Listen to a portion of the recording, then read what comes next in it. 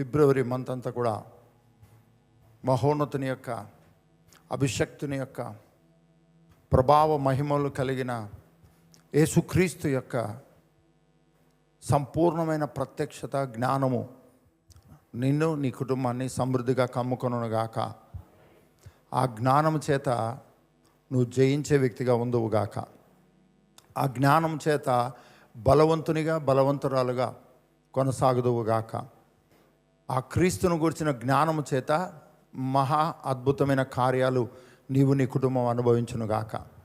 హల్లెలూయా. అసాధారణమైన రీతిలో నువ్వు గొప్ప చేయబడదువుగాక. అసాధారణమైన రీతిలో నీ శరీరము క్రొత్తదిగా మార్చబడునుగాక. అసాధారణమైన రీతిలో నీ మనస్సు, నీ భావోద్రేకాలు, నీ ఆలోచనలు, నీ జ్ఞాపకాలు, నీ హృదయంతరంగాలు, నీ కుటుంబము, నీ కుటుంబ బంధాలు ప్రతిదీ నూతనముగా మార్చబడునుగాక. ఆశీర్వాదకరముగా ఉండునుగాక. హల్లెలూయా. గట్టిగా హల్లెలూయా చెప్దాం. నమ్ముతున్న వారు గట్టిగా చప్పట్లు కొట్టి ప్రభుకు మహిమ చెల్లిద్దాం. ఆయన ఎల్లప్పుడూ నిన్ను నూతన పరుచుతున్నాడు. ఎల్లప్పుడూ నిన్ను నూతన పరుచుతున్నాడు. నూతనత్వము అంటే ఏంటంటే క్రొత్తది అంటే అర్థం ఏంటంటే నువ్వు చూసి చూసి విసిగిపోయి ఉంటావు కదా కదా చూసి చూసి చూసి విని విని విని విని అదే మాటలు మాట్లాడి మాట్లాడి మాట్లాడి దాని గురించే మనుషులు మాట్లాడి మాట్లాడి ఇలాంటి పాతవి నీకు కనబడకుండా కొత్త మాటలు, కొత్త మనస్సు, కొత్త హృదయము, కొత్త ఆలోచనలు, కొత్త మనుషులు. కొన్నిసార్లు మనం ఎవరికైనా ఏదైనా చెప్పుకుంటాం అనుకోండి, మనం మారిపోయినా కానీ వాళ్ళు మారారు. పాపం వాళ్ళు మారారు. ఎప్పుడు మన బలహీనతలు, అదో అప్పుడు నువ్వు చెప్పావు కదా, నిజంగా నాకు చాలా బాధ వేస్తుంది అని పదే పదే వాళ్ళు గుర్తు చేస్తూనే ఉంటారు. కానీ నువ్వు నమ్మిన యేసుక్రీస్తు అనుదినము ఆయన నిన్ను నూతనపరుచుతున్నాడు. హల్లెలూయా. ఈ ఫిబ్రవరి మంత్ అంతా కూడా మనము క్రీస్తునందు విశ్వాసము, క్రీస్తునందు విశ్వాసము. విశ్వాసం గురించి నేను మాట్లాడదలుచుకోలేదు. క్రీస్తునందలి విశ్వాసం గురించి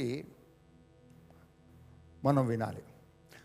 మనం నమ్ముతున్నటువంటిది గాలికి నమ్మట్లేదు, ఏదోలే జరిగిపోతుందిలే అని నమ్మట్లేదు, ఏదో ఒకటి జరగకుండా ఉంటుందా అన్న విశ్వాసం కాదు క్రైస్తవ జీవితంలో.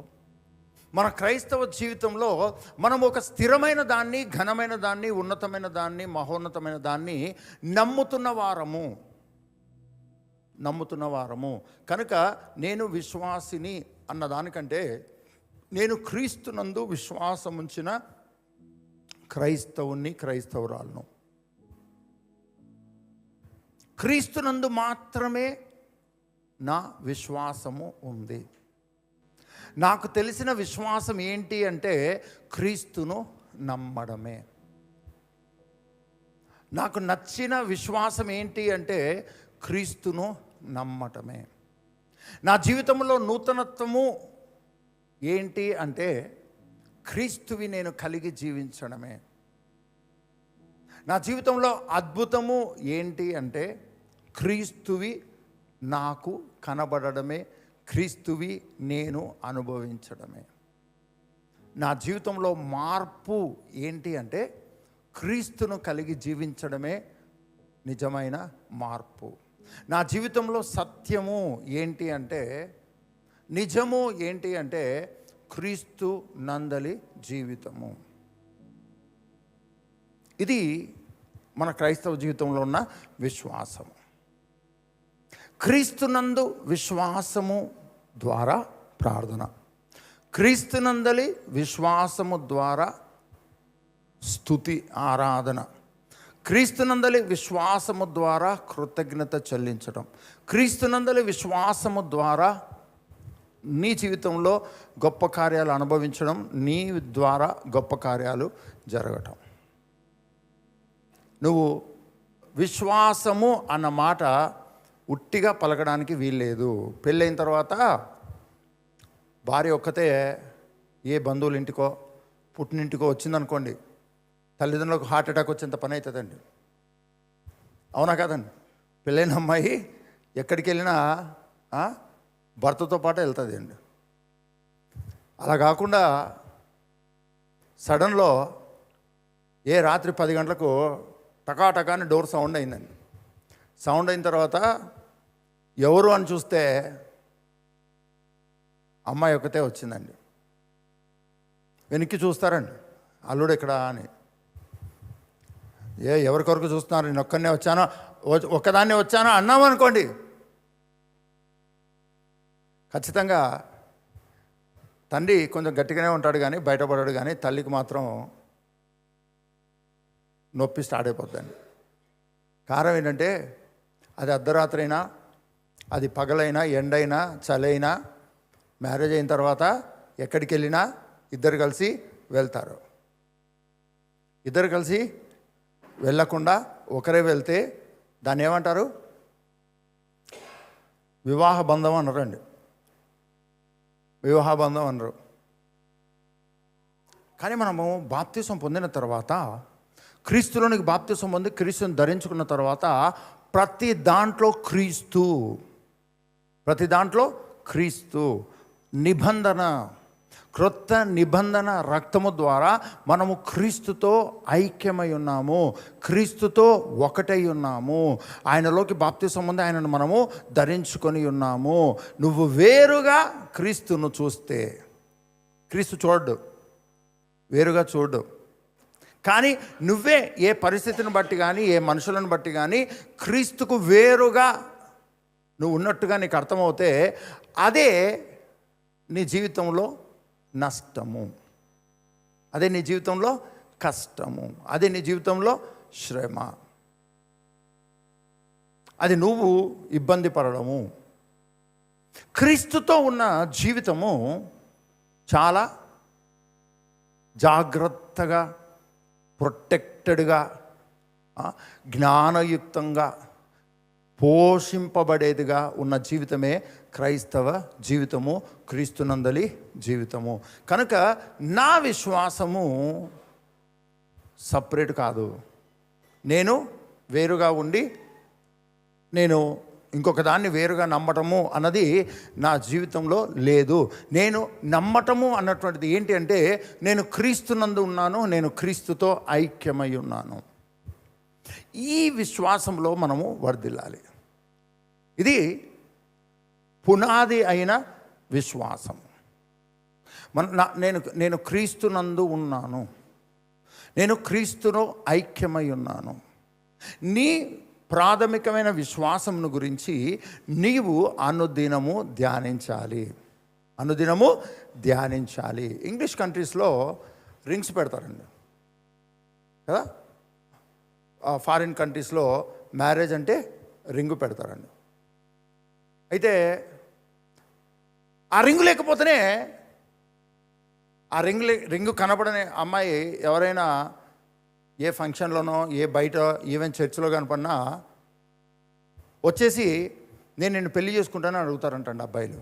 ప్రభుకు స్తోత్రం, మనం ఇండియాలో ఉన్నాం, ప్రభుకు కోట్లాది వందనాలు స్తోత్రం. ఒకసారి పెళ్ళైన అమ్మాయి చెప్తుంది నాతో, ఏమంటుందంటే చర్చికి వెళ్ళారంటండి. చర్చికి వెళ్తే చర్చి సర్వీస్ అయిపోయిన తర్వాత ఒక వ్యక్తి వచ్చి నేను నిన్ను పెళ్లి చేసుకుంటానని అడుగుతున్నాను అంటండి. పక్కనే అత్తగారు ఉన్నారండి. నేను చెప్తే విన్నావా? రింగ్ పెట్టుకోవడం మర్చిపోద్దని చెప్పానా? రింగ్ పెట్టుకోకుండా వచ్చావు. అతను వచ్చి అడిగేశాడు. నేను అన్నాను, అమ్మా ఇండియాలో మనం ఉన్నాం కాబట్టి ప్రభు కోట్లాది వందనాలు. మన వాళ్ళు రింగులు అవన్నీ చూడరండి అసలు. ఉంటే ఉండనులే అంటారండి. మన ఇండియన్స్ చాలా చాలా అమెరికన్స్ కంటే చాలా ఫాస్ట్. ఉండనులే, దాంతో ఏం ప్రాబ్లం ఉంది, డబ్బులు అవసరం అయితే బ్యాంకులో పెట్టచ్చు అంటారు కదా. ఇండియాలో తాళి కడతారండి. ఎక్కడికైనా వెళ్ళేటప్పుడు ఆ తాళి కట్టబడిన ఆ తాళి మరి బయట వేసుకొని వెళ్తారండి. ఎందుకంటే నేను పెళ్ళయ్యాను అని సొసైటీకి తెలియజేయడానికి, నేను పెళ్ళైన వ్యక్తిని అని చెప్పుకోవడానికి. నేను ఎందుకు ఈ మాట చెప్తున్నానంటే, ఈ లోకంలో నువ్వు మీదేసుకొని తిరగాల్సిన, మనుషులందరూ చూడాల్సినటువంటి జీవితము యేసుక్రీస్తు నీకు అనుగ్రహించి ఉన్నాడు. దాన్ని నువ్వు చూపించడానికి ఇష్టపడితే, ఆ జీవితాన్ని నమ్ముతూ ఉంటే, ఆ జీవితాన్ని నువ్వు అనుభవిస్తూ ఉన్నట్లయితే నిశ్చయముగా నువ్వు ఆశీర్వదింపబడిన వ్యక్తిగా ఉంటావు, ఇతరులకు నువ్వు ఆశీర్వాదకరంగా ఉంటావు. నీ క్రైస్తవ జీవితం అనేది ప్రారంభము. నీ క్రైస్తవ జీవితం అన్నది ప్రారంభము. నీ క్రైస్తవ జీవితం ఎక్కడ, ఎలా ప్రారంభమైంది చూద్దాం. గలతీయులకు రాసిన పత్రిక 3వ అధ్యాయము 27వ వచనం. క్రీస్తులోనికి బాప్తిస్మం పొందిన మీరందరూ క్రీస్తును ధరించుకొని ఉన్నారు. ఇక్కడ గమనించండి, బాప్టిజం అనేటువంటిది దాంట్లో చాలా అర్థం ఉందండి, చాలా మీనింగ్ ఉంది కదా. మన పక్కింట్లో ఉన్నటువంటి ఒక అమ్మాయి, రైట్ సైడ్ ఉన్నటువంటి ఇంట్లో ఉన్న ఒక అమ్మాయి, లెఫ్ట్ సైడ్ ఉన్నటువంటి ఒక అబ్బాయితో బండి మీద తిరిగింది అనుకోండి, మనం ఏం చేస్తాము? వేరే వాళ్ళ చెవులు కొరకమా? చూసావా అమ్మాయి అబ్బాయి ఎట్లా వెళ్తున్నారా అని మనమే పక్కన వాళ్ళ చెవులు కొరుక్కుంటూనే ఉంటామండి.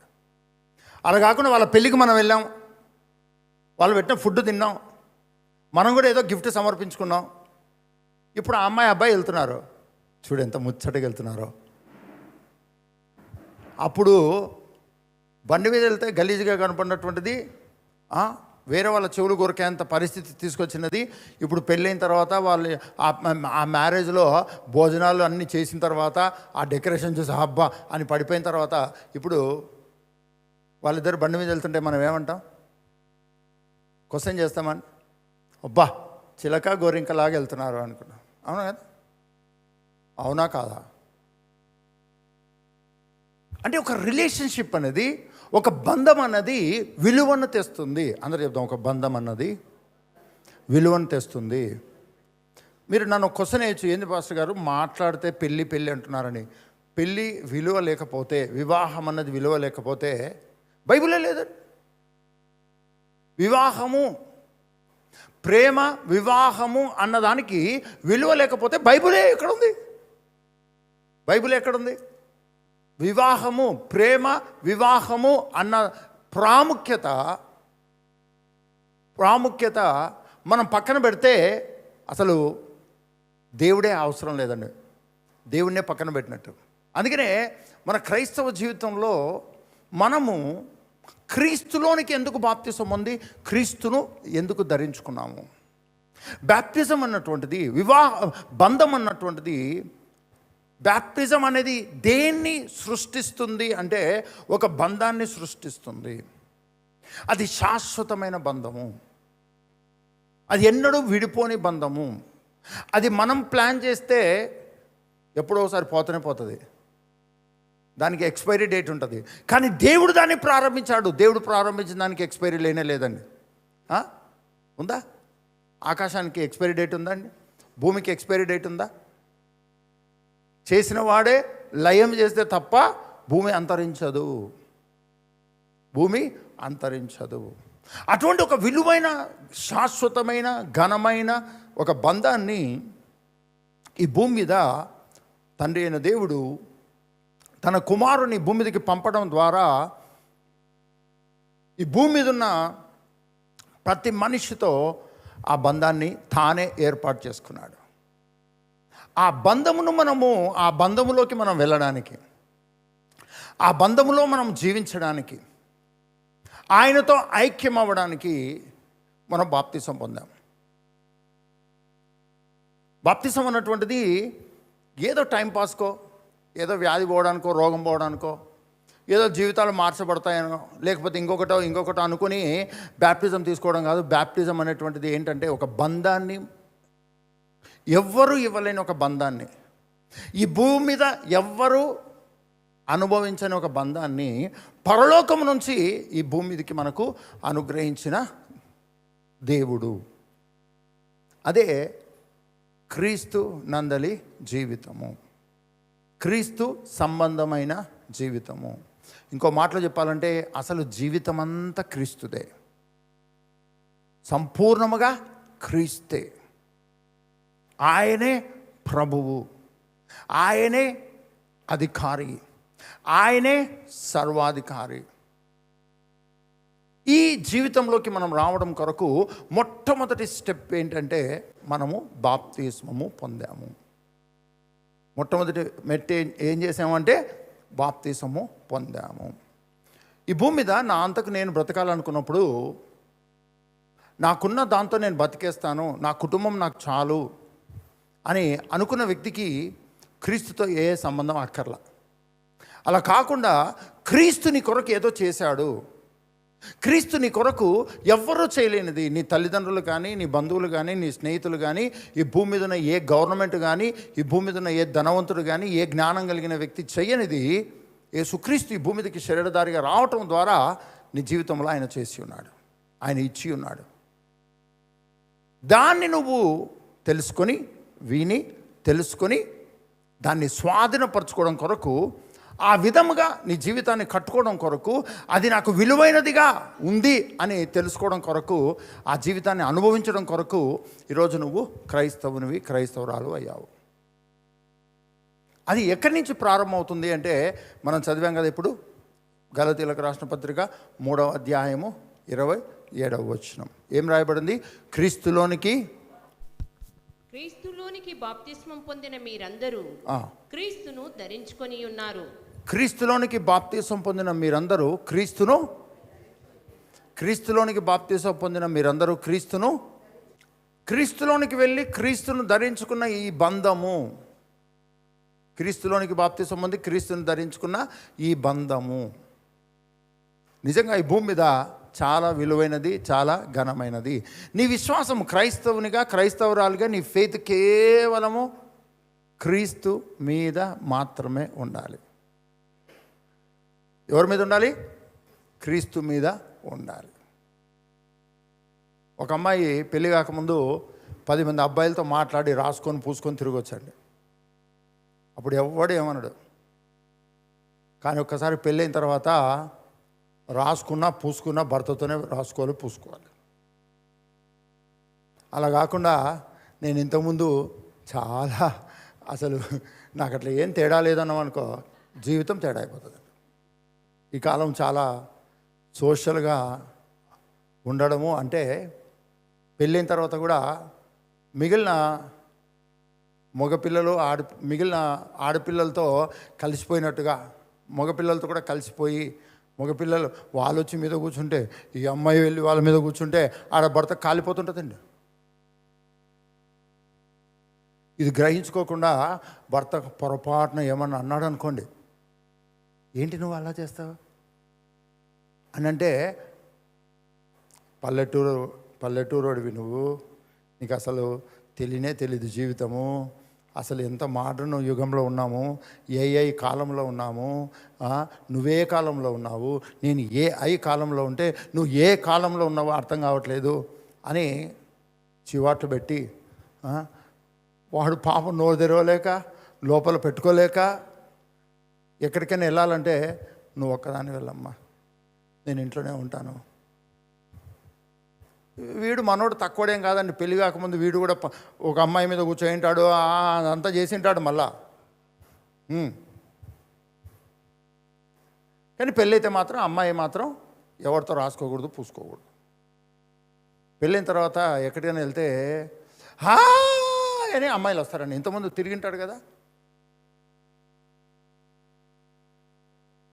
ఇంకెట్లా ఉంటుందండి జీవితం? ఆ అమ్మాయి వదులుతుందండి. భర్తన కొంచెం స్లో మూమెంట్తో, చాలా స్లోగా అలాగ ఉన్నట్టుంటుంది. కానీ భార్య అలాగా కొట్టడమే ఇంకా.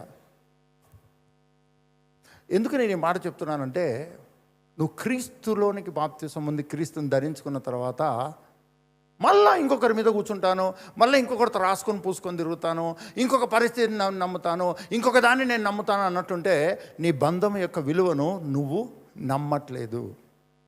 చాలాసార్లు మన క్రైస్తవ విశ్వాసం అంటే అర్థం ఏంటంటే, ఆవగింజంత విశ్వాసం ఉంటే కొండను తీసుకొని సముద్రంలో వేస్తాను, చెట్టును పెరికేసి సముద్రంలో నాటుతాను అని ఇట్లా అనుకుంటూ నువ్వు కొండనే చూస్తావు, చెట్టునే చూస్తావు, ఆవగింజనే చూస్తావు.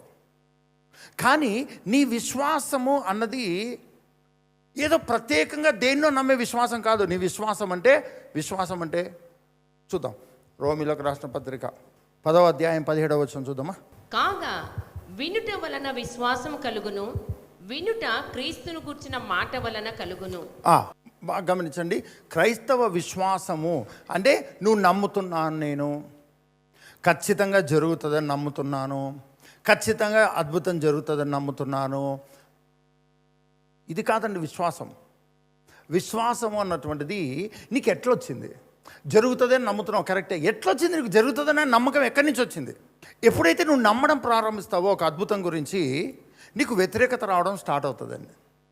ఒక ఫోర్స్ నీ మీద పనిచేస్తుంది, అన్ని ఆలోచనలోనే పనిచేస్తుంది. నువ్వు దేన్నైతే నమ్ముతున్నావో అది నమ్మలేనట్టుగా నీ చుట్టూ పరిస్థితులు కనపడతాయి. నమ్మలేదు, నేను నమ్మలేను, ఇంకా నేను నమ్మలేకపోతున్నాను అన్నటువంటి పరిస్థితులు, అన్నటువంటి మనుషులు, అన్నటువంటివి నీ చుట్టూ ఉంటాయి. అందుకనే నేను నమ్ముతున్నాను అని నువ్వు ఎట్లా చెప్తున్నావు? ఎస్, నేను నమ్ముతున్నాను దేవుడు ఇక్కడ అద్భుతం చేస్తాడని. అసలు ఇది ఎక్కడి నుంచి వచ్చింది నీకు? ఎలా పలకగలుగుతున్నావు? ఎలా వచ్చింది ఈ విశ్వాసం?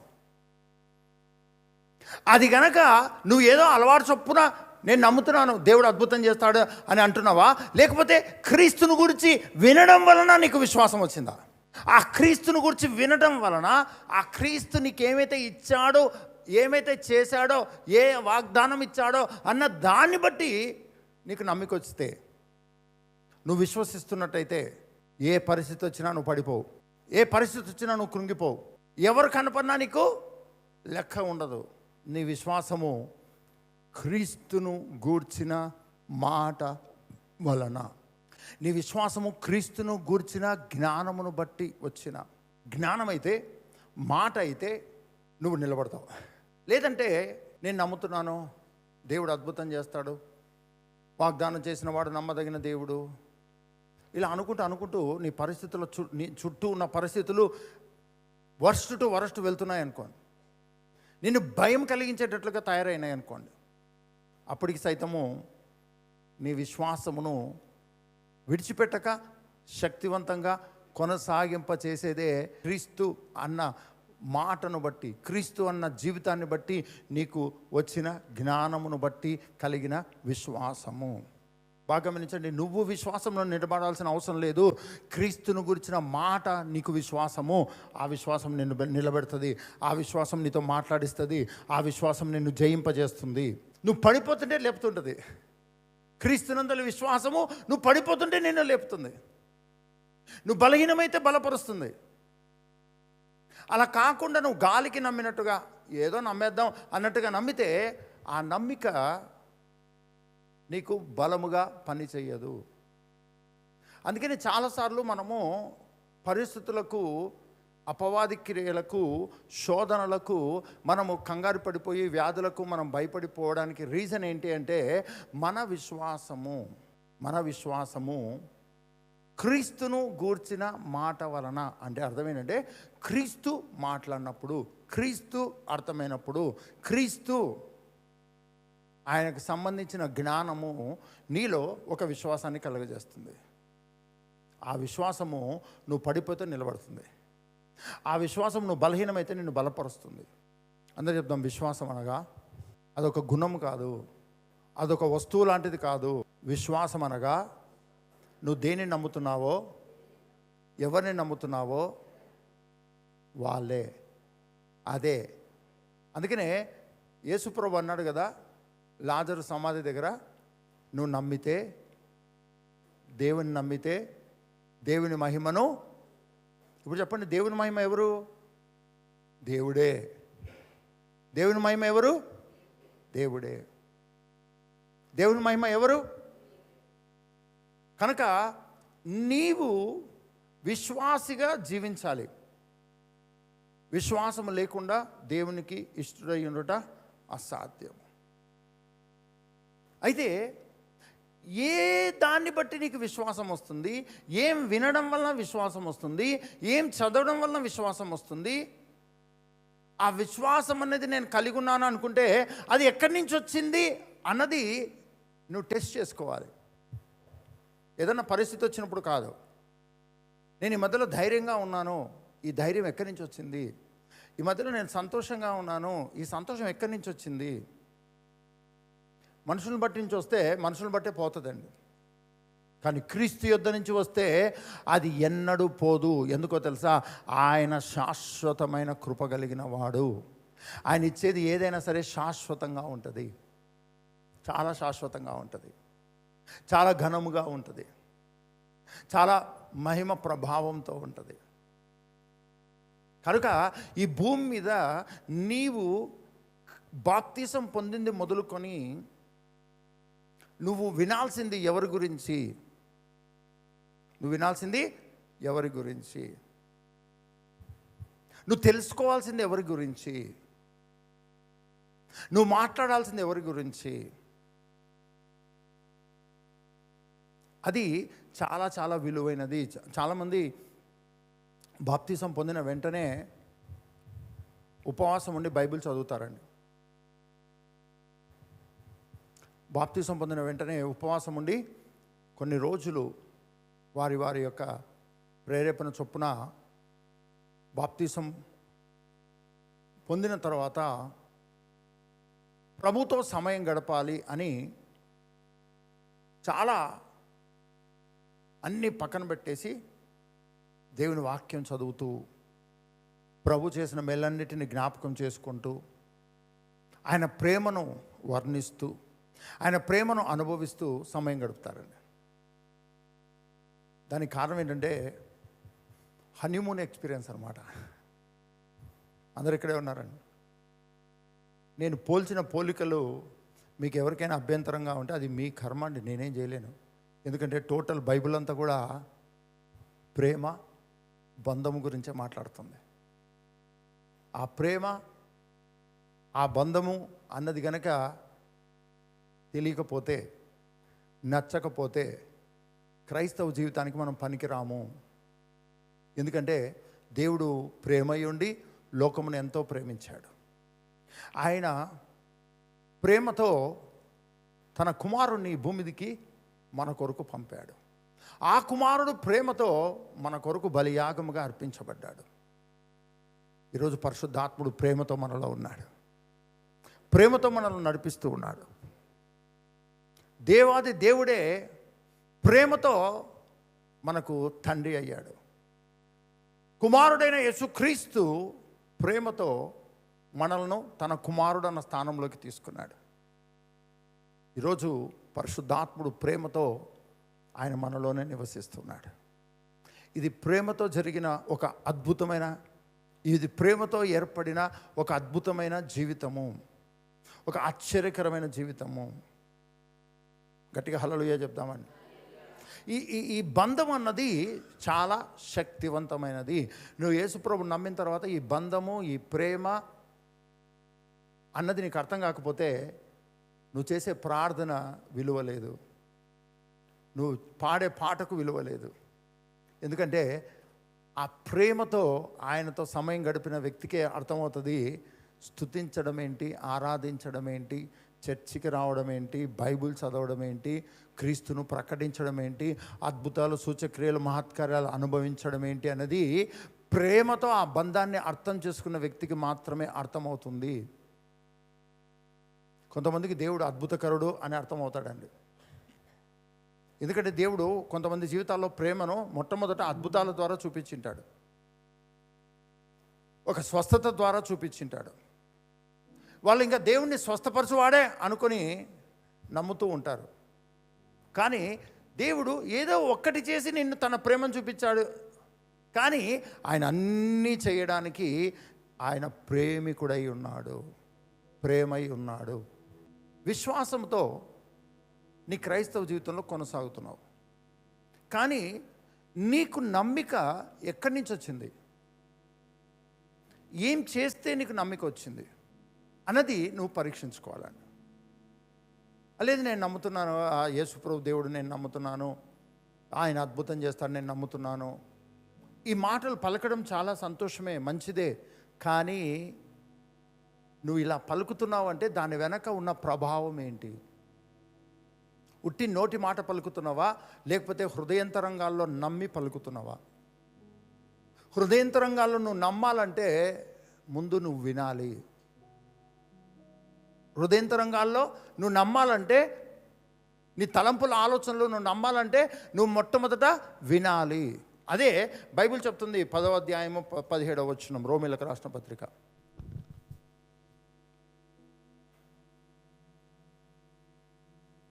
కాగా వినుట వలన విశ్వాసం కలుగును. ఇది ప్రొసీజర్ అండి, ఇది సైకాలజీ.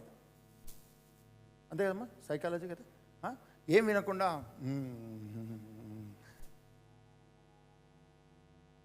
ఇద్దరు కలిసి ప్రయాణం చేస్తూ అన్నాం అనుకోండి, ఏం జరుగుతుందండి? ఏం జరగదు. ఏం జరుగుతుంది? ఏమైనా తెలుస్తుందా?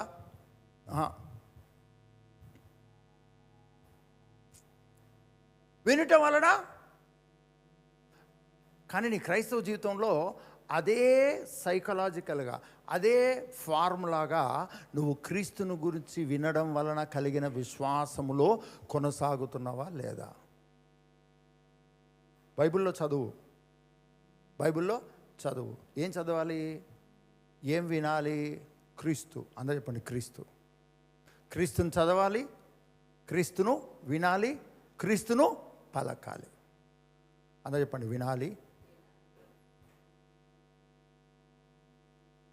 వినాలి, పలకాలి, వినాలి, మాట్లాడాలి. ఎక్కడ ఏమి జరుగుతున్నా సరే నువ్వు క్రీస్తువి మాత్రమే నమ్మడానికి ట్రైన్ అప్ అవ్వాలండి. నీ చుట్టూ అనేకమైనవి కనపడతాయి. క్రీస్తు అంటేనే నమ్మని లోకంలో నువ్వు ఉన్నావు. నువ్వు బిజినెస్ చేస్తున్నట్లయితే నీ బిజినెస్కు కస్టమర్సు క్రీస్తును నమ్మని వారు ఉంటారు. నేను క్రైస్తవుల కొరకే బిజినెస్ పెట్టాను అంటే దివాలా తీసిపోవడమే, అంతే. నేను ఎప్పుడు అంటూ ఉంటాను, నీలో ఏదైనా టాలెంట్ ఉంటే ఆ టాలెంట్తో దేవుని మహిమపరచు, దేవుని ఘనపరచు, దేవుని హెచ్చించు. ఆ టాలెంట్ను లోకం కొరకు వాడద్దు, దేవుని కొరకు డెడికేట్ చేసేయి. కానీ నువ్వు బిజినెస్ చేస్తున్నప్పుడు నేను వీళ్ళతోనే బిజినెస్ చేస్తాను, వీళ్ళ మధ్యలోనే బిజినెస్ చేస్తాను అంటే వాళ్ళే నిన్ను తీసుకెళ్ళి గోతులు పెడతారండి. యోసేపుని పెట్టారా లేదా? యోసేపుని ఏ సైతాన్ వచ్చి గోతులో పడేసిందండి? అందరూ చెప్పండి, అన్న అనే సైతాన్లు. అందరూ చెప్పండి, అన్నలు. బ్రదర్సే గోతిలో దోశారు, అవునా కదా? నువ్వు బిజినెస్ ఏదైనా చేయాలనుకుంటే, నువ్వు జాబ్ ఏదైనా చేయాలనుకుంటే, అమ్మా ఇది క్రైస్తవేతరులది నేను చేయను అన్నావు అంటే దరిద్రమే. అమ్మ వీళ్ళు అబ్బా యేసుప్రభు నమ్మలేదు, వీళ్ళంటే నేను మాట్లాడు అబ్బా అని అన్నాం అనుకో, అవుట్. చాలామంది ఇలా చాలా సఫర్ అవుతారండి, చాలా ఇన్సెక్యూర్డ్గా ఉంటారు. కానీ దేవుడు నిన్ను లోకానికి వెలుగుగా చేసి ఉన్నాడు, నిన్ను లోకానికి ఉప్పుగా చేసి ఉన్నాడు. ఏ సమయానికి ఆ సమయంలో, ఏ పరిస్థితులకు ఆ పరిస్థితుల్లో పరిశుద్ధాత్మ నిన్ను నిలబెడతాడు, వాడుకుంటాడు.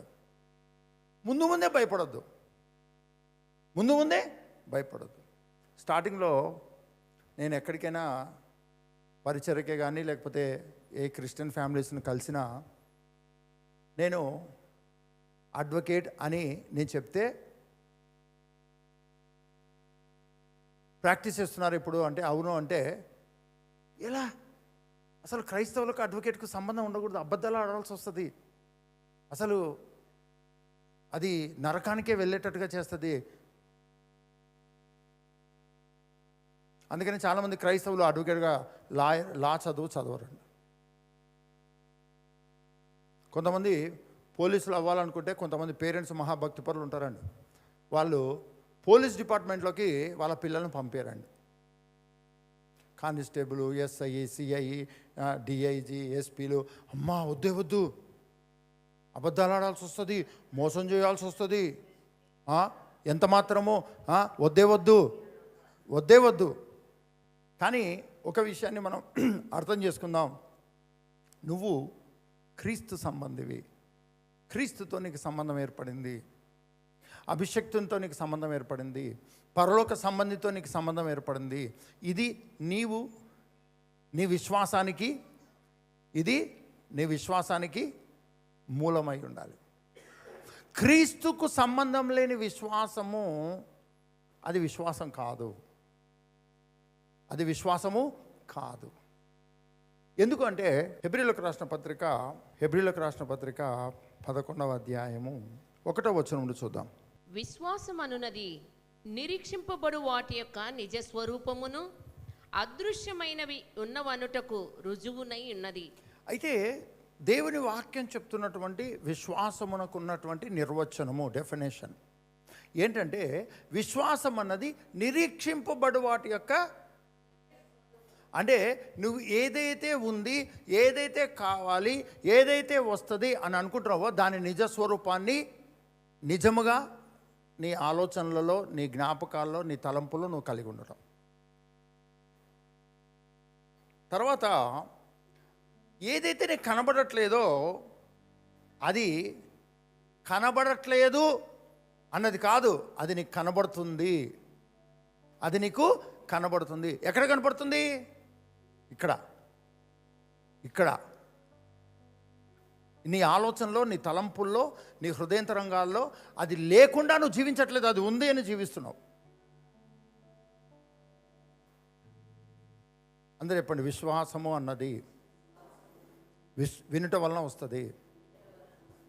నువ్వు దేని గురించి అయితే వింటావో అది లేకపోయినా ముందు ఉన్నట్టుగా చూస్తావు, ఉన్నట్టుగా ఆలోచిస్తావు, అది నిజమే ఫిక్స్ అయిపోతావు. ఇదే ప్రొసీజర్లో నువ్వు క్రీస్తుని గురించి వింటూ ఉంటే, నువ్వు క్రీస్తుతో సంబంధం ఏర్పాటు చేసుకున్నావు కాబట్టి క్రీస్తుని గురించే వినాలి అన్నటువంటి దాంట్లో నువ్వు వెళ్తూ ఉంటే నువ్వు క్రీస్తుని మాత్రమే నమ్ముతావు. క్రీస్తుని మాత్రమే నమ్మడం అంటే నువ్వు క్రీస్తు సంబంధమైన వాటిని నమ్ముతున్నావు. నీ పరిస్థితుల్లో క్రీస్తు నీ కొరకు ఏమైతే ఇచ్చాడో దాని నిజ స్వరూపాన్ని చూడడం ప్రారంభిస్తావు, దాన్ని ఊహించడం ప్రారంభిస్తావు. అది నీ కళ్ళకు కనబడడం ప్రారంభమవుతుంది, అది నీ హృదయంతరంగాల్లో ఉంటుంది. కానీ నీ చుట్టూ వేరే పరిస్థితి ఉంటుంది. నీ చుట్టూ ఒక క్వాలిఫైడ్ పర్సన్స్, ఒక జ్ఞానం కలిగిన వాళ్ళు నీ గురించి ఏదో అంటారు, ఒక రిపోర్ట్ ఇస్తారు. కానీ దానికంటే అధికంగా క్రీస్తును బట్టి అయిన మాటలు వినే వ్యక్తిగా నువ్వు ఉంటే, ఆ సంబంధమైన వ్యక్తిగా నువ్వు జీవిస్తూ ఉంటే, నీకు తెలియకుండానే నీకు ఆలోచనలలో నీకు కనబడుతున్నా, నీకు వినబడుతున్నా, మనుషులు నీతో మాట్లాడుతున్నా, ఎంత క్వాలిఫైడ్ పీపుల్ నీకు ఏ రిపోర్ట్ ఇచ్చినా వాటికి మించి క్రీస్తు నీకు కనబడడం ప్రారంభమవుతుంది. క్రీస్తు నీకు ఇచ్చినది కనబడడం ప్రారంభమవుతుంది. ఆ అభిషేకం నీకు కనబడడం ప్రారంభమవుతుంది. ఆ జీవం నీకు కనబడడం ప్రారంభమవుతుంది. అది నీ తలంపులో ఉంటుంది, అది నీ ఆలోచనలో ఉంటుంది. దాని నిజ స్వరూపం నువ్వు చూస్తూ ఉంటావు. ఇది క్రైస్తవ జీవితంలో మనము అనుభవించాల్సిన నిజమైన విశ్వాసము, నిజమైన నమ్మిక. మీ పక్కలతో చెప్పండి, ఏ మహిమ చూడాలనుకున్నావు? ఏ మహిమ చూడాలి? ఏ ప్రభావం చూడాలనుకుంటున్నావు? అసలు నీకేం కావాలి? మీ పక్కన అసలు ఈరోజు ఈ ఉదయకాల దినమున ఏం కావాలి నీకు? నాకు తెలుసు మీరందరూ డబ్బు కావాలి అంటారండి. ఇప్పుడు యేసుప్రభు ప్రత్యక్షమై, నరుడా నీ కోరిక ఏమన్నాను అనుకోండి, ఇమ్మీడియట్గా ప్రభా ఇన్కమ్ ట్యాక్స్ వాళ్ళకి తెలియకుండా నువ్వు ఒక 100 కోట్లు ఇచ్చినట్లయితే నువ్వు ఎట్లయినా చేసి ఒక 100 కోట్లు ఇచ్చినావు అనుకోండి, నువ్వే నా దేవునివి, నేను నీ గురించి ప్రకటించుకుంటాను, చెప్పుకుంటాను అని మనం అంటామండి కదా. మనందరికి కూడా తెలుసు, డబ్బు అన్నది, మనీ అన్నది అనేక సమస్యలకు పరిష్కారం. ఏదో ఒక 5% వేరేది, కానీ దగ్గర 80-90% మనకున్న సమస్యలకు పరిష్కారము మనీ అండి, డబ్బు. దేవుడు నిన్ను తలగా ఉంచుతాడు, దేవుడు నిన్ను హెచ్చిస్తాడు, నువ్వు ఆశీర్వదింపబడిన వ్యక్తివి, నువ్వు లోకానికి వెలుగు, నువ్వు లోకానికి ఉప్పు. ఇవన్నీ వాగ్దానాలన్నీ ఉన్నాయి. ఈ వాగ్దానాలన్నిటికీ దేవుడు ఏం చేస్తాడో తెలుసా? ముందు నీ సైకలాజికల్ ఫీలింగ్స్ను తీసేస్తాడు. నేను పనికిరాను, నేను వేస్ట్, నాకేం చేత కాదు, నా వల్ల ఏం కాదు, ఇటువంటివన్నీ కూడా ముందు తీసేస్తాడు. ఎందుకంటే దేవుడు తను నమ్మిన వారిని ఆస్తికర్తలుగా చేస్తా అన్నాడు, తలగా ఉంచుతాను అన్నాడు. నువ్వు చేయనిదంతా ఇవి సఫలమవును, నీ చేతిలో ప్రతి పనిని సఫలీకృతం చేస్తానన్నాడు. నువ్వు బహుగా ఫలించడం వల్ల నా తండ్రి మహిమపరచబడును అన్నాడు. కాబట్టి దేవుడు డబ్బులు ఇచ్చే దేవుడా, డబ్బులు తీసేస్తున్న దేవుడా? కదా. 10వ వంతు చెల్లించమని దేవుడు ఎందుకన్నాడు? విత్తమని ఎందుకు దేవుడు చెప్తున్నాడు? ఎందుకు సంతోషంగా ఉత్సాహంగా ఇవ్వమని చెప్తూ ఉన్నాడు? గ్యారంటీ రిటర్న్స్ నీకు ఉంటాయని. గ్యారంటీగా ఆయన నీకు, నువ్వు ఇవ్వడము, ఆయన తీసుకోవడము, ఆయన తిరిగి నీకు ఆల్రెడీ విస్తారమైనది నీ కొరకు ఏర్పాటు చేసి పెట్టి ఉన్నాడు. దాన్ని నువ్వు స్వతంత్రించుకునే వ్యక్తిగా ఉంటావు. ఇది బిబ్లికల్ మెథడ్. దీన్ని నువ్వు నమ్మితే, అందరూ చెప్పండి, నా విశ్వాసమునకు మూలము, నా విశ్వాసమునకు ఆధారము, నేను నమ్ముతున్నాను అన్న మాటకు మూలము ఏది కాదు, క్రీస్తు మాత్రమే. క్రీస్తు మాత్రమే, క్రీస్తు సంబంధమైనవి మాత్రమే. అది నువ్వు బాప్తిసం పొందటం రోజు మొదలుకొని నీ జీవితంలో ఏర్పాటైందండి. అది బాప్తిసం పొందిన రోజు మొదలుకొని నీ జీవితంలో ఆ బంధము, అలా నమ్మటము ఒక నియమం, రూల్. నువ్వు దేన్ని నమ్మకూడదు, క్రీస్తుని మాత్రమే నమ్మాలి. హల్లెలూయా.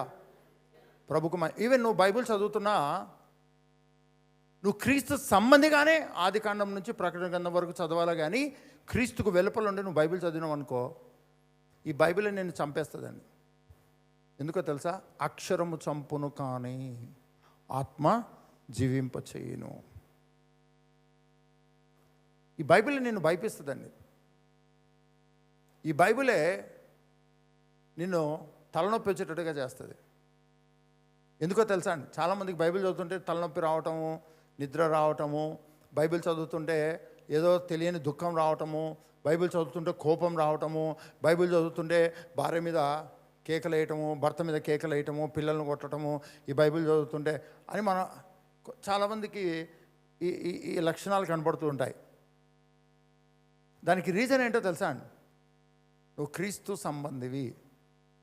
క్రీస్తును మాత్రమే నువ్వు విని, క్రీస్తును మాత్రమే నువ్వు నేర్చుకొని, క్రీస్తు సంబంధమైనవి మాత్రమే నీవి అనుకొని, నువ్వు క్రీస్తు సంబంధిగా నువ్వు బైబిలు చదువుతున్నావు. నీది అన్నది ఏదైనా నువ్వు తీసుకోవాలనుకుంటే అది క్రీస్తుకు సంబంధించింది మాత్రమే తీసుకోవాలి. మిగతాది నువ్వు తెలుసుకోవాలి. తెలుసుకోవడం వేరు, తీసుకోవడం వేరు. ఎంతమంది నమ్ముతున్నారు? మెడికల్ షాప్కి ఎప్పుడైనా వెళ్ళారా? మెడికల్ షాప్లో నీకు కావాల్సిన, నువ్వు ఏదైనా డోలో 650 లేకపోతే పారాసిటమాల్ ట్యాబ్లెట్ కొరకే నువ్వు వెళ్ళింటావు. కానీ అదొక ట్యాబ్లెటే పెట్టుకొని కూర్చుంటాడండి. మెడికల్ షాప్లో నీకు సంబంధం ఉన్నవి, సంబంధం లేనివి చాలా ఉంటాయండి, చాలా ఉంటాయి. కానీ నీకు ఏది కావాలో అది మాత్రమే నువ్వు తీసుకోవడం నేర్చుకోవాలి. మిగతావి వద్దా?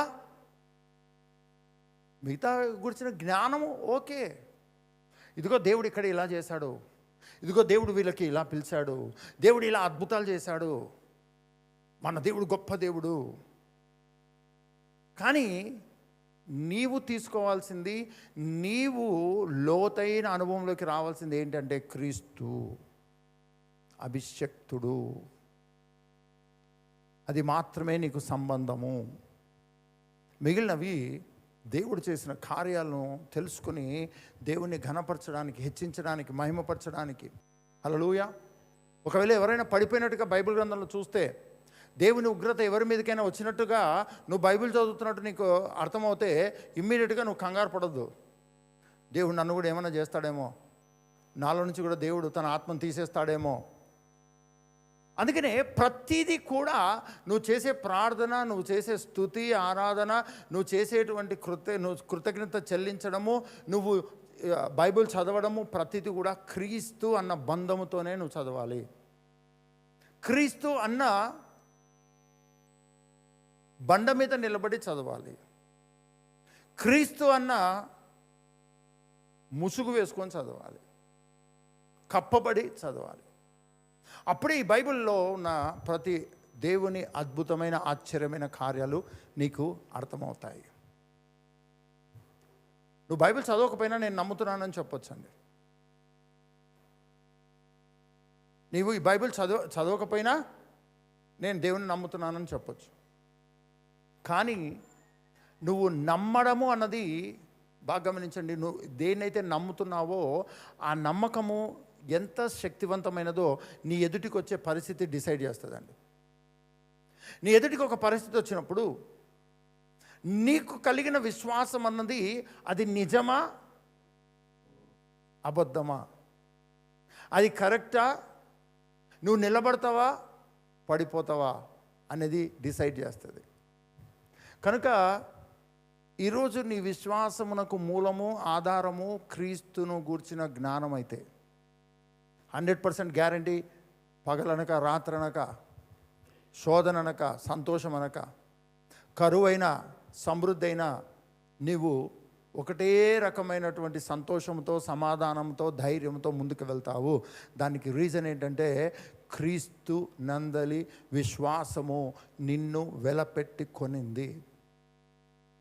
క్రీస్తు నిన్ను వెలపెట్టి కొన్నాడు, తన సొత్తుగా చేసుకున్నాడు. ఆయన నిన్ను బలపరుస్తాడు. ఆ జీవితం తప్ప ఇంకా ఏదైనా నిన్ను బలహీనపరిచేదే. ఇప్పుడు బలపరిస్తే ఇంకో వారానికి బలహీనపరిచేది మళ్ళీ అదే. నువ్వు ధైర్యంగా ఉన్నానని ఈరోజు అనుకుంటే దేన్ని బట్టి అయినా క్రీస్తు కాకుండా ఇంకో రోజుకి భయపించేటువంటిది కూడా అదే. కానీ క్రీస్తును గూర్చిన విశ్వాసము నిన్ను ఎన్నడూ భయపించదు, ఎన్నడూ పడిపోనివ్వదు, ఎన్నడూ కృంగిపోనియదు. ఎప్పటికప్పుడు నిన్ను ధైర్యపరిచి, బలపరిచి, సంతోష సమాధానాలతో నింపి గంతులు వేసేటట్టుగా చేసేది. అందుకనే క్రీస్తును నమ్మిన విశ్వాసులు ప్రతి శోధనలో పాటలు రాస్తారండి. మీరు కూడా ప్రాక్టీస్ చేయండి. ప్రభా పాటలు రాయాలా ప్రభా, నాకు పాటలు ఇవ్వు అంటే పాటలు రావండి. ఎవరో రాసిన పాటలు నువ్వు పాడుకుంటూ కూర్చోవాలి. కొత్త పాటలు రాయాలంటే నువ్వు క్రీస్తు సంబంధివై ఉండాలి.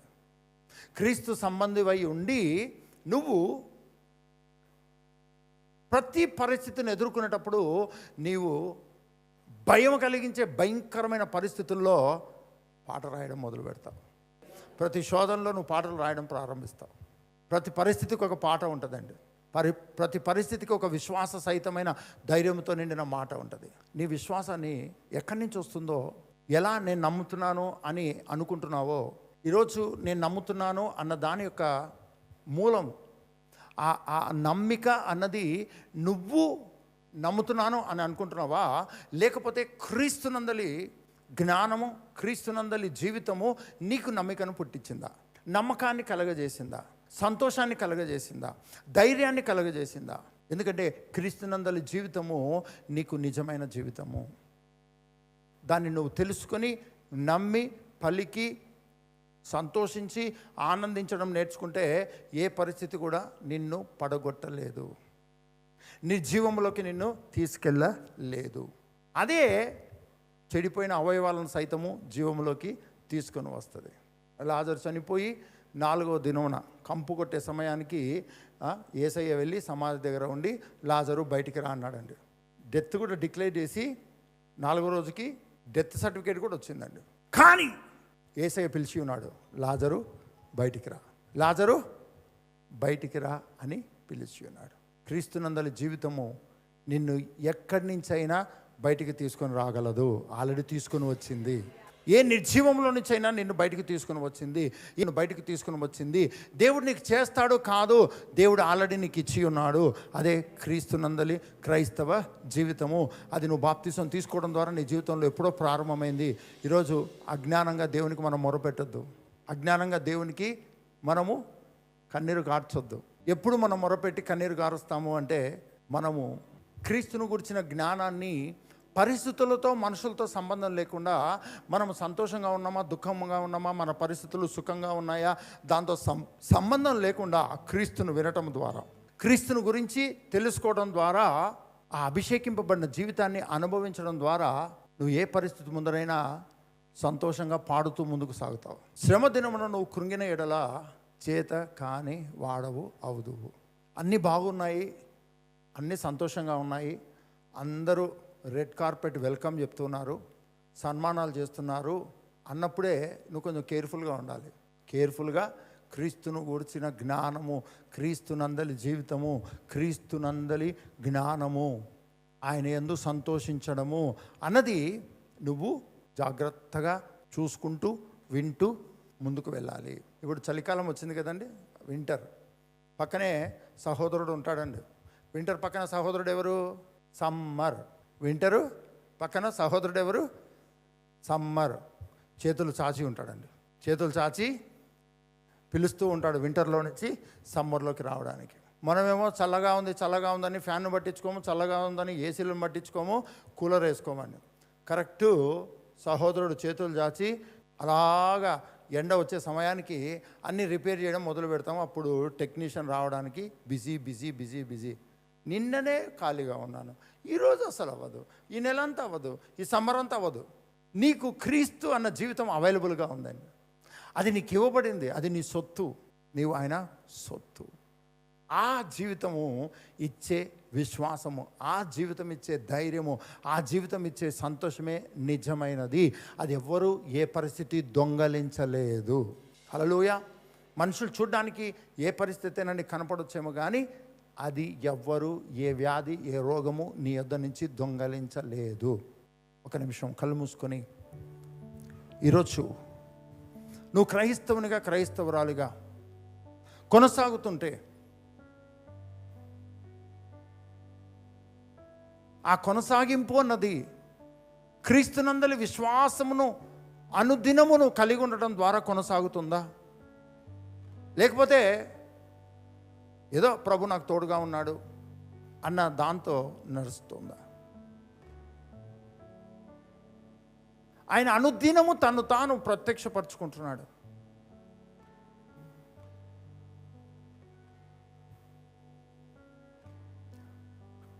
ఎందుకు? బైబిల్ చదివితే విశ్వాసం ఉంటుంది, బైబిల్ చదవకపోతే కూడా విశ్వాసం ఉంటుంది. కానీ బైబిల్ చదవటం వలన క్రీస్తునందలి విశ్వాసము నీకు అర్థమవుతుంది. ఆ విశ్వాసము నిన్ను ఎప్పుడూ పడిపోనియదు. నువ్వు బైబిల్ చదవకపోయినా నువ్వు విశ్వాసం కలిగి ఉంటావు, కానీ గ్యారంటీ లేదు. అనుదినము క్రమముగా క్రీస్తుని గురించి తెలుసుకోవడం అన్న దాని కొరకు నువ్వు బైబిల్ చదవడం చాలా చాలా చాలా విలువైనది. నేను నమ్ముతున్నాను, నేను పాడుతున్నాను, నేను ధైర్యంగా ఉన్నాను అన్న దానికి మూలము, ఆధారము క్రీస్తే అయితే ప్రభు కోట్లాది వందనాలు. అలా కాకపోతే ఈరోజు తండ్రి నన్ను క్షమించు అని అడుగుదాం. నా విశ్వాసమునకు మూలము నీవిచ్చిన జీవితమై ఉండాలి, కానీ నా పరిస్థితులు బాగా ఉన్నాయని ధైర్యంగా ఉన్నాను, అందరూ నన్ను ఘనపరుస్తున్నారని సంతోషంగా ఉన్నాను, నేను చేస్తున్నదంతా సక్సెస్ అవుతుంది అనే సంతోషంలో నేను ఉన్నాను. కానీ ఈ సంతోషము, ఈ ఆనందము, ఈ ధైర్యం ఎన్ని రోజులు ఉంటుందో నాకు తెలీదు.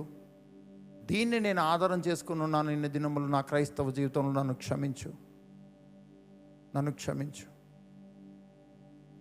నీ రక్తంలో నన్ను కడుగు.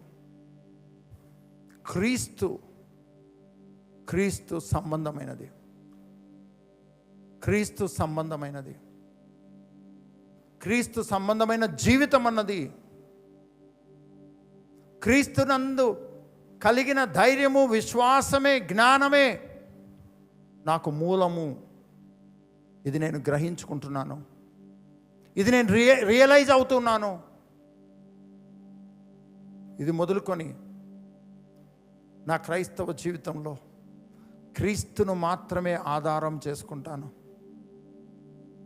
ఆ జీవితాన్నే చదువుతాను, ఆ జీవితాన్నే తెలుసుకుంటాను, ఆ జీవితాన్నే పాడుతాను, ఆ జీవితంలోనే ఆనందిస్తాను. మీ ఆత్మ ద్వారా నాకు బోధించి, బలపరిచి, అనుదినము నన్ను నడిపించు. మాట్లాడు తండ్రితో, మాట్లాడు.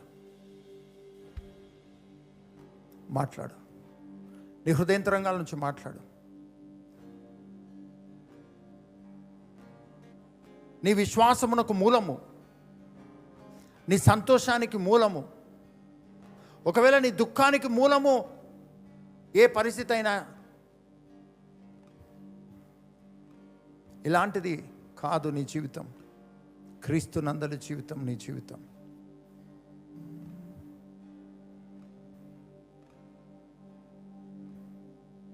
ఇది మొదలుకొని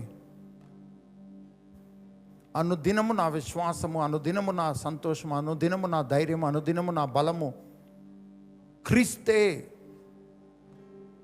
క్రీస్తును గురించిన జ్ఞానమే. ఇలా నా క్రైస్తవ జీవితాన్ని నేను జీవిస్తాను. నేను వినేది, నేను చూసేది, నేను మాట్లాడేది, నేను ఊహించేది, నేను జ్ఞాపకం ఉంచుకునేది కేవలం క్రీస్తు మాత్రమే. అటువంటి క్రైస్తవ జీవితాన్ని నేను తెలుసుకొని జీవిస్తాను, గ్రహించి జీవిస్తాను, అనుభవిస్తూ జీవిస్తాను. తండ్రి, ఆ జీవితం కొరకు నన్ను నేను ప్రతిష్ఠించుకొంచున్నాను. క్రీస్తుకు వెలుపల నేను దేన్ని నమ్మను. క్రీస్తుకు వెలుపల ఏది చూసినా, ఏది విన్నా అది నాది కాదు. క్రీస్తు మాత్రమే నాది. ఇలాంటి జీవితం కొరకు నన్ను నేను ప్రతిష్ఠించుకొంచున్నాను. మీ ఆత్మ ద్వారా నాకు బోధించు. ఇలాగ తండ్రితో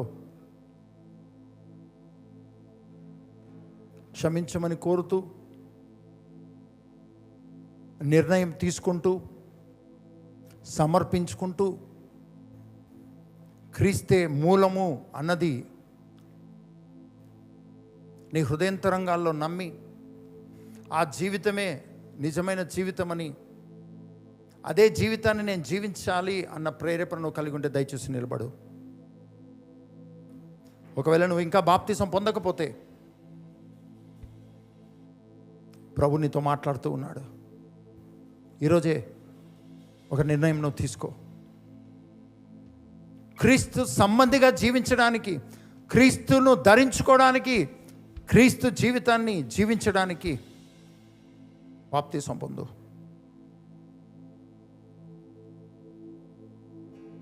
ఆ క్రీస్తు జీవితంలోకి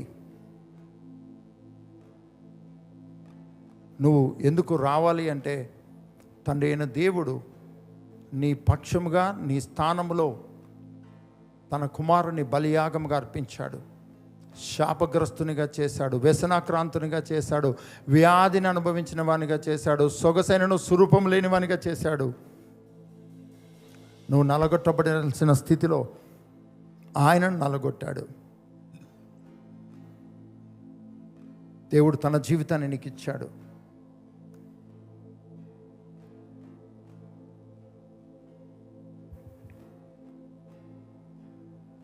ఈ జీవితాన్ని స్వతంత్రించుకోవడానికి నువ్వు బాప్తిసం పొందు. ప్రభా, నేను పాపిని, నీ రక్తంలో నన్ను కడిగి పరిశుద్ధపరచు.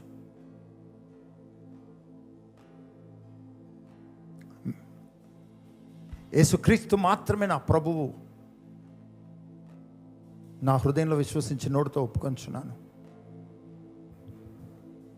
బాప్తిసానికి సిద్ధపడు. బాప్తిసం తీసుకున్న నీవు నీ విశ్వాసము పరీక్షించుకో. పరిస్థితులను బట్టి ధైర్యము, పరిస్థితులను బట్టి భయము కాదు, క్రీస్తును బట్టి ధైర్యము, క్రీస్తును బట్టి సంతోషము. తండ్రి, ఏ మాటలు మీరు నాలో పెట్టారో నేను మాట్లాడి ఉన్నాను. అద్భుతాలు, సూచక్రియలు, మహత్కార్యాల ద్వారా మీ అభిషేకం, మహిమ, సన్నిధి, ప్రభావ, శక్తి ప్రతి ఒక్కరిని కమ్ముకునేటట్టుగా చేసి మీ ఆత్మ ద్వారా అనుదినము బోధించండి. ఆయన క్రీస్తును గురించిన జ్ఞానం బోధించండి. క్రీస్తునందలి జీవితం యొక్క మాధుర్యాన్ని బోధించండి. క్రీస్తునందలి ధైర్యమును, శక్తిని, మహిమను, ప్రభావాన్ని బోధించండి. మీ శక్తి సామర్థ్యాలతో నింపండి. అనుదినము క్రమముగా నింపబడుటకు నేర్పించండి. బలపరచబడడానికి నేర్పించండి. ప్రతి పరిస్థితి ఎదుట, ప్రతి కరువు ఎదుట, ప్రతి దరిద్రత ఎదుట, ప్రతి అవమానం ఎదుట క్రీస్తుగా నిలబడడం నేర్పించండి. లోకానికి వెలుగుగా, తలగా ఉంచబడేటట్లుగా, ఆస్తికర్తలు ఉన్నట్లుగా, బహుగా ఫలించి మీకు మహిమ తెచ్చినట్లుగా, వారి చేతిలో ప్రతి పని సఫలీకృతం అవునట్లుగా వర్ధిల్లింపచేయండి. క్రీస్తునందు వర్ధిల్లింపబడిన జీవితాన్ని అనుభవించేటట్టుగా చేయండి. ఇంకా లోతుగా మీ ఆత్మ ద్వారా బోధించండి. ప్రతి ఒక్కరిని మీ కృపగలిగిన హస్తాలకు అప్పగిస్తూ, ఇక్కడ ఉండి నిర్ణయం తీసుకున్న వారు, లైవ్లో జాయిన్ అయ్యి నిర్ణయం తీసుకున్న ప్రతి ఒక్కరిని మీ కృపగలిగిన హస్తాలకు అప్పగిస్తూ బోధించి బలపరిచి దేశాలకు ఆశీర్వాదకరంగా వర్ధిల్లింప చేయమని, వారు చేస్తున్న పనులు, బిజినెస్, చదువు, ఉద్యోగాలు, ప్రతి ఏరియాలో, ప్రతి చోట మీ అభిషేక మహిమ కార్యాలు జరుగును గాక. హెచ్చింపబడి తలగా ఉంచబడదురు గాక. ఆస్తికర్తలు అవుదురు గాక. నిర్జీవం అన్నది కంప్లీట్గా డిసపేర్ అయిపోను గాక. కరువు, దరిద్రత, అవమానం, నిందలు బ్రేక్ అయి డిసపేర్ అయిపోను గాక. వర్ధిల్లుదురు గాక. బహుగా ఫలించుదురు గాక. తలగా ఉంచబడదురు గాక. మీ రక్తంలో, కృపలో భద్రపరిచి యుద్ధపడిన వాక్యం వందంతలుగా ఫలింప చేయమని యేసు పరిశుద్ధ నామం నడుచున్నాం తండ్రి. ఆమేన్.